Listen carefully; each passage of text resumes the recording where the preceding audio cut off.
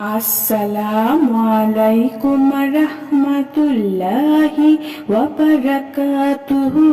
সুপ্রিয় সম্মানিত দর্শক ও শ্রোতা, আশা করি মহান রব্বুল আলামিনের দয়ায় আপনারা সকলেই ভালো আছেন। সুপ্রিয় সম্মানিত দর্শক ও শ্রোতা, কোরআন শরীফে চুমু দেয়া যাবে কিনা? যদি ভুলবশত আমার পায়ের সাথে কোরআন লেগে যায়, অথবা কোরআনের সাথে বেয়াদবি হয়, অথবা হাত থেকে কোরআন পড়ে যায়। একজন বোন প্রশ্ন করেছেন ঢাকা থেকে, কখনো কোরআন শরীফের সঙ্গে অসম্মানের আচরণ হয়ে গেলে অথবা তিলাওয়াতের আগে পরে স্বাভাবিকভাবে আমরা কোরআনে চুমু দেই, চোখে লাগাই, ইসলামী শরীয়তে এভাবে চুমু দেওয়ার হুকুম আছে কি? সুপ্রিয় দর্শক, আপনাকে ধন্যবাদ প্রশ্ন করার জন্য। কোরআনুল কারিমে চুমু দেওয়া জায়েজ আছে। ইকরিমা রাদিয়াল্লাহু তাআলা আনহু থেকে কোরআনুল করিম চেহারায় লাগানো ও চুমু দেওয়া প্রমাণিত। সুনানে দারিমি হাদিস 3353। তাই কেউ কোরআনে চুমু দিলে তাকে বারণ করার প্রয়োজন নেই।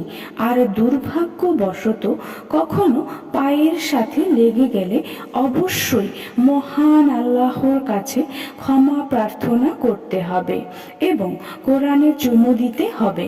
তবে এই ক্ষেত্রে অবশ্যই মাথায় রাখা উচিত, এমন স্থানে কোরআন রাখা উচিত যেখানে থাকলে কোরআনের সাথে বেয়াদবি হওয়ার সংখ্যা খুবই কম থাকে। আবার অনেকেই আছেন কোরআন শরীফ গিলাপের মধ্যে রেখে বাসার বুক সেলফের সবার উপরে তাকে রেখে দেন এবং প্রতিদিন 2-4 বার করে চুমু দেন, কিন্তু কখনো কোরআন খুলে পড়েন না। এদেরকেও কোরআন অভিশাপ দেয়, কারণ এই কোরআন এই দুনিয়াতে শুধু চুমু দেওয়ার জন্য পাঠানো হয়নি। মহান আল্লাহ রব্বুল আলামিন শুরুতেই বলেন, জালিকাল কিতাবু লা রাইবা ফি। এই কিতাব এমন একটি কিতাব যাতে কোনো ভুল নেই। এছাড়া কোরআনের অসংখ্য আয়াতে বলা হয়েছে, আমি তোমাদের জন্য কোরআনকে সহজ করে নাজিল করেছি। কে আছো তোমরা এর থেকে হেদায়েত গ্রহণ করবে?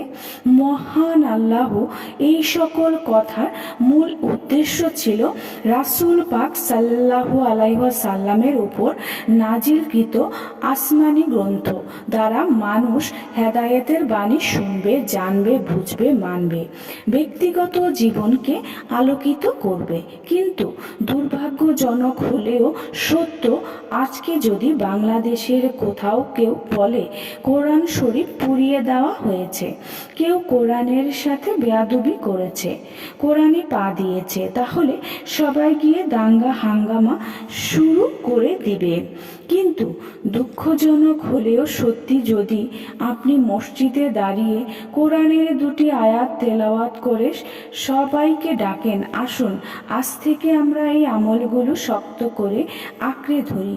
আল্লাহ পাক বলেছেন, যে ব্যক্তি এই কোরআনের আমল আঁকড়ে ধরবেন তিনি প্রকৃতভাবে কোরআনকে সম্মান জানাবেন। কিন্তু দুঃখের সাথে বলতে হয়, আমরা কোরআনকে অনুকরণ ও পড়ার মাধ্যমেও জ্ঞান অর্জনের মাধ্যমে সম্মানিত করতে চাই না, বরং গিলাপের মধ্যে বন্দি রেখে বুক সেলফের উপরে তাকে রেখে প্রতিদিন 2-4 বার চুমু দিয়ে সম্মান দিতে চাই।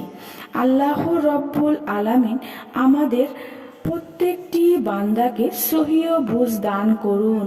শুধু চুমু দিয়ে নয়, বরং এর অন্তর্নিহিত জ্ঞান অর্জনের মাধ্যমে জীবনকে আলোকিত করে দুনিয়া আখেরাতের কল্যাণ অর্জন করে আমাদেরকে কোরআনের হক এবং সম্মান আদায় করতে হবে। আল্লাহ রাব্বুল আলামিন আমাদের প্রত্যেককে সহিহ বুঝ দান করুন, সিরাতাল মুস্তাকিমের পথে পরিচালিত করুন। আমিন।